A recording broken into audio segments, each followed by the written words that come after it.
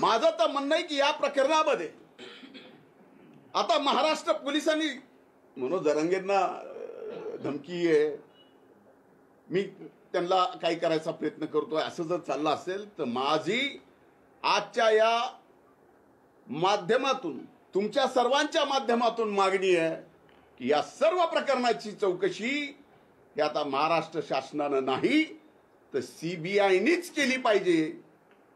आणि याच्या पलीकडे जाऊन सांगतो, तर माझ्या मनात जरी असं पाप आलं असेल, कुणाला मारायचं,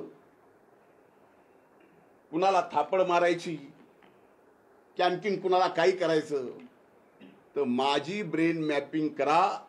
माझ्या ब्रेन मॅपिंग सोबत जरांगेची करा, जे आता आरोपी पकडलेत त्यांचीही करा, आणि ब्रेन मॅपिंग सोबत नार्को टेस्ट सुद्धा करा. कोर्टाची अडचण येत असेल तर मी स्वतः वकील लावून आरोपीची, जरांगेची आणि माझी कोर्टाकडून परवानगी घेऊन या ठिकाणी ब्रेन मॅपिंग आणि नार्कोची टेस्ट एकदा करू, म्हणजे लक्षात येईल खरं काय खोटं काय. उठायचं आणि एखाद्याला बदनाम करायचं.